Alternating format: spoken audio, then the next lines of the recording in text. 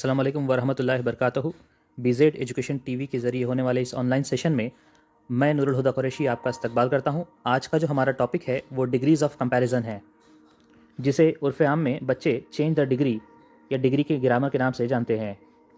अगर आप इस ग्रामर पर अच्छी तरह से दस्तरस हासिल करना चाहते हैं तो बेहतर है कि पहले आप डिग्री का जो मेरा बेसिक इंग्लिश ग्रामर सीरीज़ का पार्ट है, पहले उस वीडियो को देख लीजिए जहाँ पर मैंने इसकी बुनियादी तब्दीलियाँ बताया हूँ कि किस तरह से एडजेक्टिव्स पॉजिटिव, कंपैरेटिव और सुपरलेटिव डिग्री में इसके अल्फाज को हम बदलते हैं।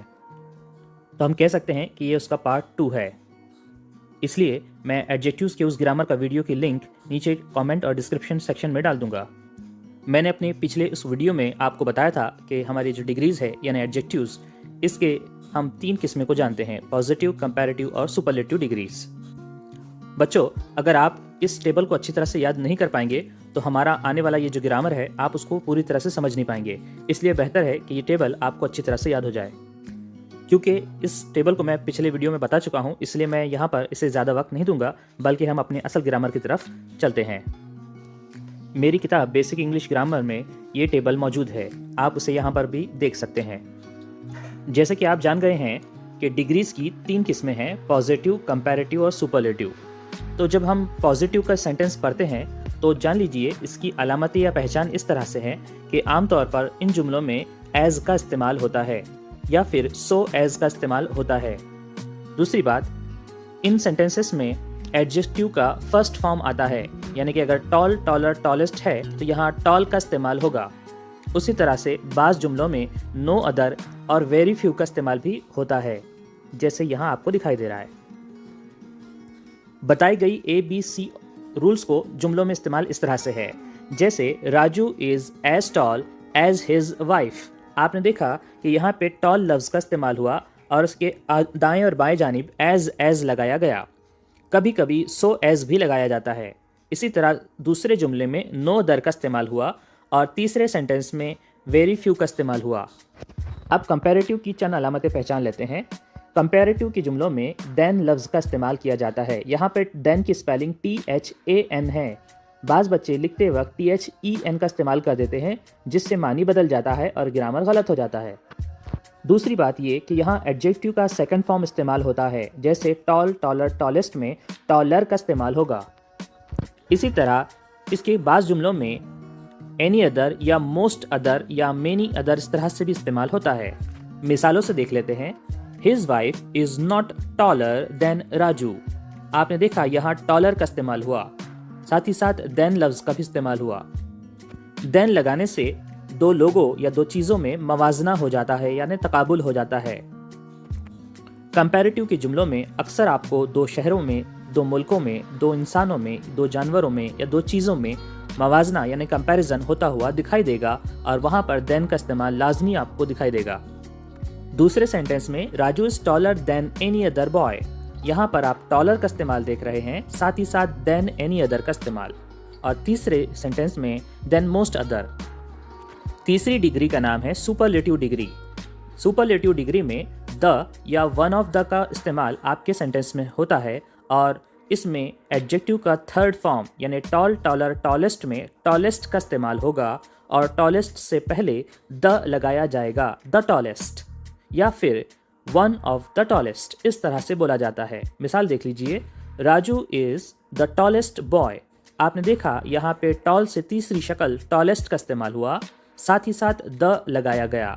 उसी तरह से दूसरे सेंटेंस में Raju is one of the tallest boys, यहाँ पर वन ऑफ द का इस्तेमाल किया जा रहा है, साथ ही साथ टॉलेस्ट इस्तेमाल किया गया। बोर्ड के इम्तिहान में डिग्रीज का एक ग्रामर का सेंटेंस आपको दिया जाता है।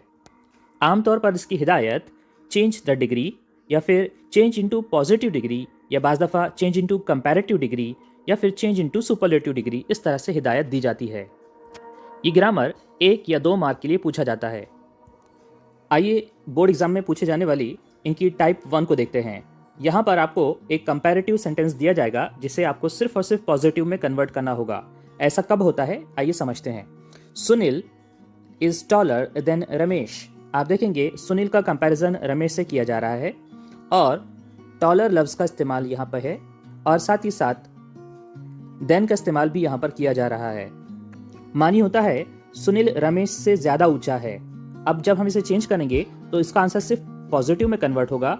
इसके लिए तरीका ये है कि सुनील को रमेश की जगह और रमेश को सुनील की जगह अदल बदल करना पड़ेगा।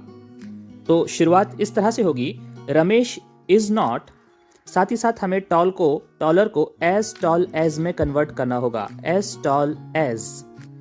सुनील जो हमारे जुमले का सब्जेक्ट था, अब वो यहां पर आकर लास्ट में आ जाएगा। तो आंसर इस तरह से बना, रमेश इज नॉट। याद रखिए जब भी हेल्पिंग वर्ब होगा तो हमें आंसर में नॉट लगाना होगा, is not, are not, was not वगैरह। साथ ही साथ टॉलर, शॉर्टर, बिगर को हमें बनाना पड़ेगा as tall as short as big as. और साथ ही साथ हमारे सब्जेक्ट को लास्ट में लाया जाएगा। जो हमारा दूसरा इज यहाँ सेंटेंस में है, इसे लगाया भी जा सकता है और ओमिट भी किया जा सकता है। इस दूसरे सेंटेंस पर आप गौर कीजिए, Kolkata is bigger than Pune. यहाँ पर कोलकाता का कंपैरिजन पुणे से किया जा रहा है, देन का इस्तेमाल दिखाई देगा। साथ ही साथ यहाँ पर हमारा कंपैरेटिव डिग्री का बिगर दिखाई दे रहा है। शुरुआत इस तरह से होगी, Pune is not as big as Kolkata. आप चाहे तो कोलकाता पर आकर रुक जाए, या अगर आप इज का इजाफा करना चाहे तो वो भी कर सकते हैं। आपने देखा हमने बिग के दाएं बाएं दोनों जानिब एज का इस्तेमाल किया है। तीसरी मिसाल पर गौर कीजिए, Tokyo is more beautiful than Paris. पूरा आंसर इस तरह से बनेगा, Paris is not as much beautiful as Tokyo, साथ में इज। यहां हमारे पहले सेंटेंस में कंपैरेटिव में मोर ब्यूटीफुल का इस्तेमाल हुआ था। जब हमने इसे पॉजिटिव में कन्वर्ट किया तो मोर ब्यूटीफुल मच ब्यूटीफुल में कन्वर्ट हो गया। और टोक्यो और पेरिस इन दो नाउन्स की जगह अदल बदल हो गई और जुमले में नॉट का इजाफा करना पड़ा हेल्पिंग वर्ब के बाद। बाज़ दफ़ा ऐसा भी हो सकता है कि आपको पॉजिटिव का सेंटेंस दिया जाए और उसे कंपैरेटिव में चेंज करना पड़े, तो किस तरह से हल करेंगे। आप गौर कीजिए, यहाँ पर एलोरा केव्स का कंपैरिजन अजंता केव्स से हो रहा है, यानी हमें सबसे पहले इन दोनों की जगह को अदल बदल करना होगा। सेंटेंस में जो नॉट का इस्तेमाल हुआ है उसे भी हमें सेंटेंस से निकालना होगा। और एज जो हमारे पॉजिटिव की पहचान है, इन्हें भी हमें कट करके हटाना होगा और ओल्ड को ओल्डर बनाना पड़ेगा। ओल्ड की कंपैरेटिव शक्ल ओल्डर का इस्तेमाल यहाँ पर होगा और देन का इजाफा हमें करना पड़ेगा। तो आंसर इस तरह से बनेगा, Ajanta caves are older than Ellora caves. यानी नॉट निकाल दिया गया, ओल्ड को ओल्डर बना दिया गया, साथ ही साथ अजंता केव्स और एलोरा केव्स की जगह अदल बदल कर दी गई। ये हमारी दूसरी टाइप है। यहाँ पर सुपरलेटिव सेंटेंस दिया जाता है जिसे स्टूडेंट को कंपैरेटिव और पॉजिटिव में चेंज करना होता है। अब आपके मन में ये क्वेश्चन आएगा कि सर हम इसे एग्ज़ाम में, बोर्ड एग्ज़ाम में कंपैरेटिव में कन्वर्ट करें या सुपरलेटिव पॉजिटिव में या फिर दोनों में। तो जान लीजिए, अगर 1 मार्क के लिए सवाल आता है तो आपको सिर्फ एक कंपैरेटिव या पॉजिटिव में कन्वर्ट करना होगा, लेकिन अगर 2 मार्क के लिए आता है तो बेहतर है आप दोनों इसके आंसर लिखें। साथ में ये भी ध्यान रखें कि बोर्ड ने जो हिदायत दी है उस पर अमल हो, यानी अगर चेंज द डिग्री कहा गया हो तो आप कंपैरेटिव या पॉजिटिव जो चाहे चेंज कर सकते हैं, लेकिन अगर कहा गया हो कि चेंज इनटू कंपैरेटिव डिग्री तो उस वक्त सिर्फ कंपैरेटिव में कन्वर्ट करना है, या चेंज इनटू पॉजिटिव तो उस वक्त सिर्फ पॉजिटिव में कन्वर्ट करना है। अब इस सेंटेंस पे ध्यान दीजिए, elephant is the strongest animal in the forest. हाथी जंगल का सबसे ताकतवर जानवर है।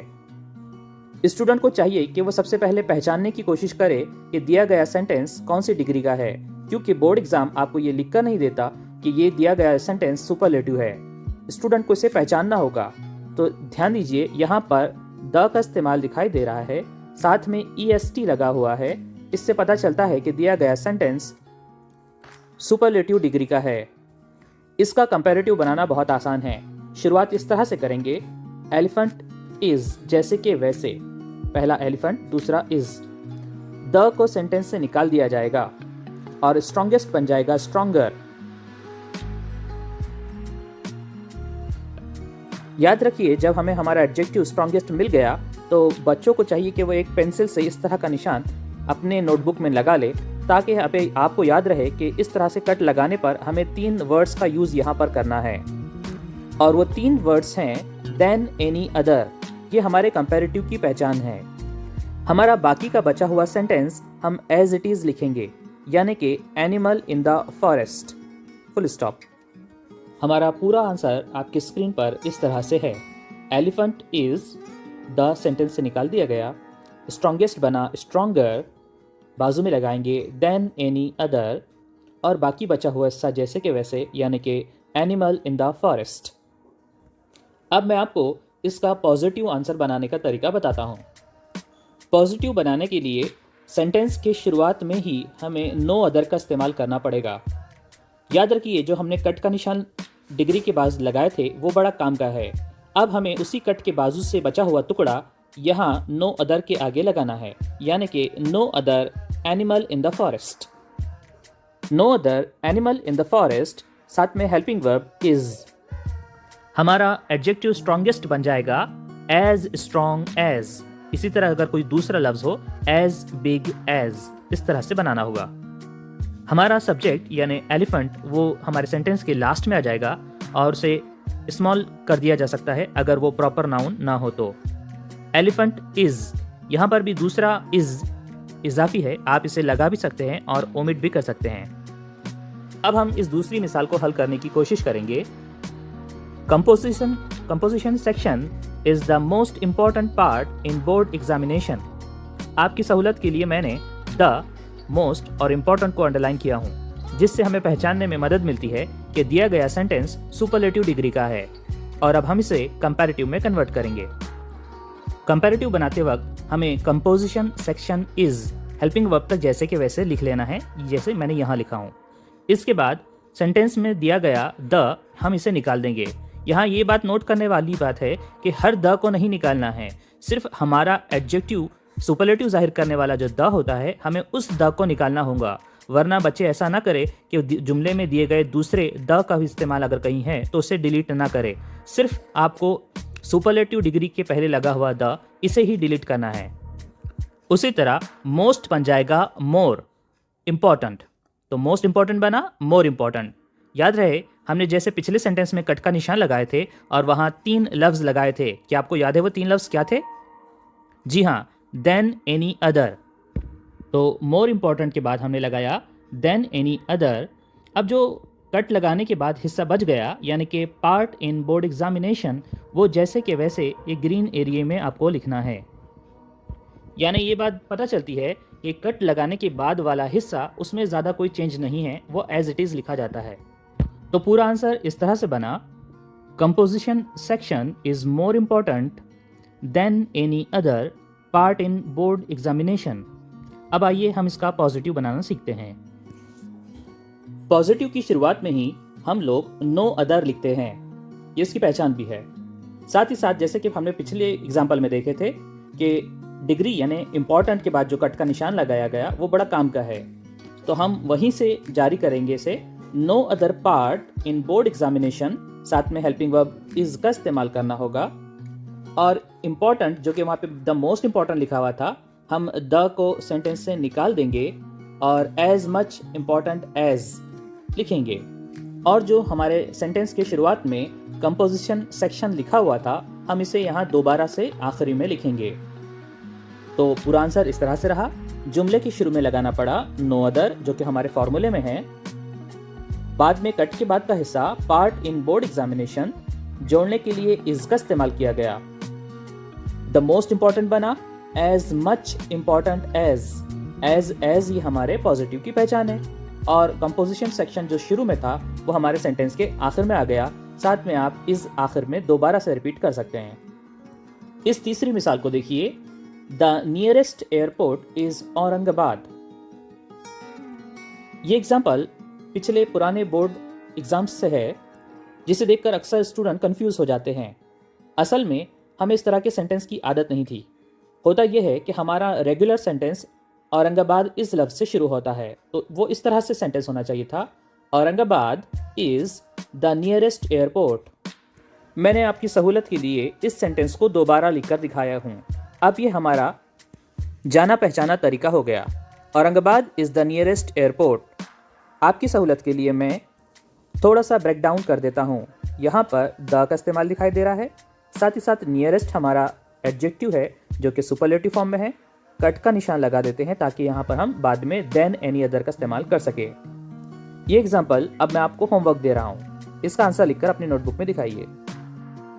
चेंज द डिग्रीज का हमारा तीसरा टाइप है ऐसे सेंटेंसेस जिसमें वन ऑफ द का इस्तेमाल हुआ है।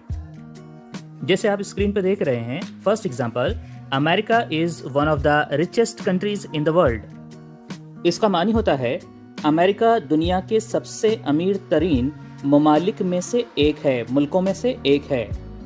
ये सेंटेंस हमारे पिछले सेंटेंस की तरह नहीं है। आपको याद होगा पिछला अंदाज अगर होता तो इस तरह से होता, America is the richest country in the world, यानी मानी होता अमेरिका दुनिया का सबसे अमीर देश है। लेकिन यहाँ पर वन ऑफ द लगा देने से अमेरिका अकेला सबसे अमीर देश नहीं रहा, बल्कि अब मीनिंग हो गया है कि कई सारे मुल्क, बहुत सारे मुल्क ऐसे हैं जो अमीर है और उनमें से एक अमेरिका भी है।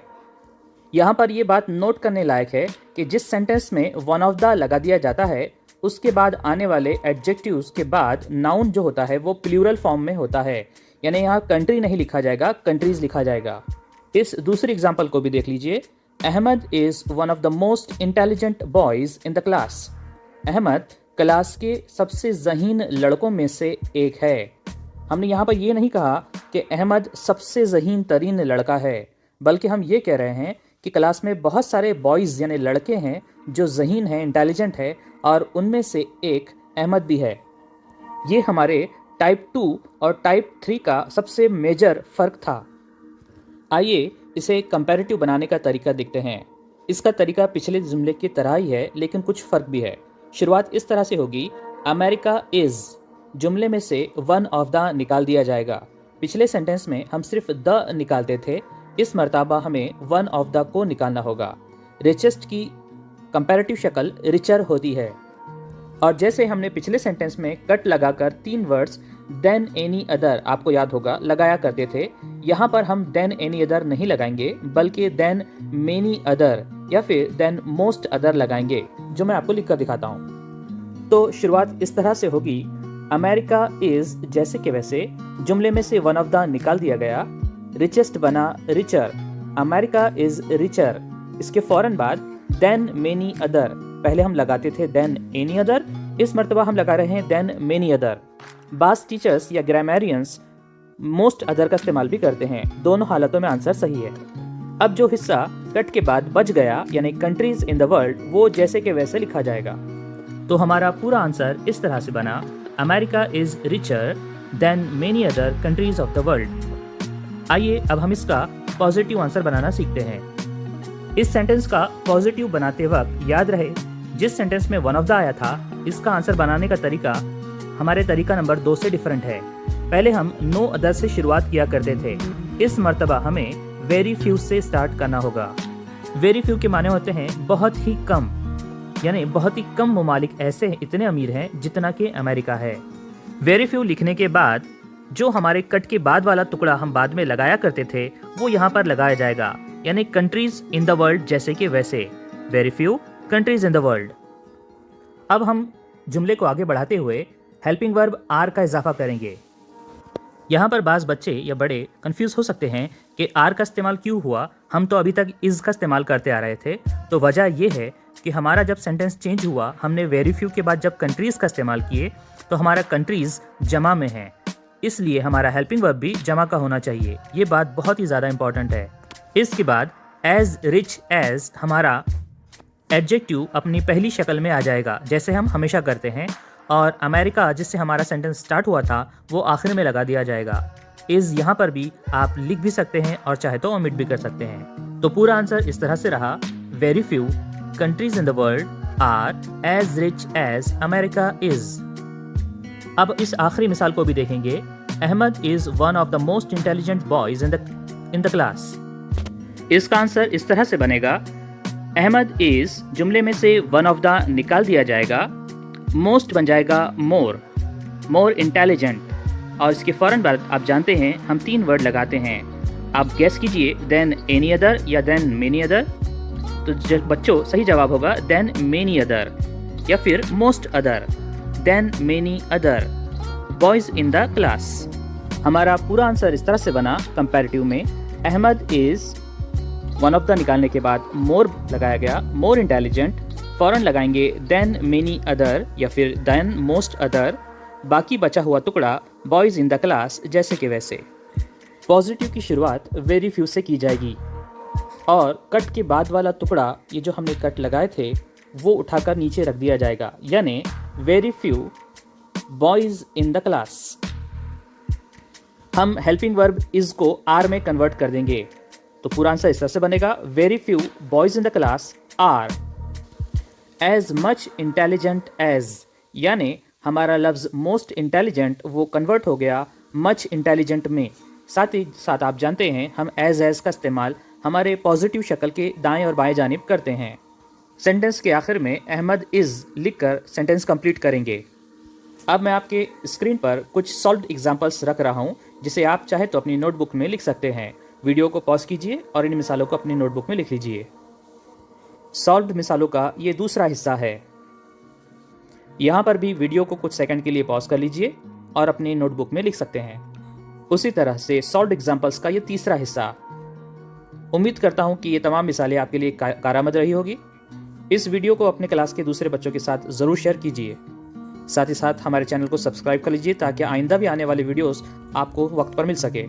इंशाल्लाह अगले वीडियो में जल्द मुलाकात होगी। तब तक के लिए अल्लाह हाफिज़।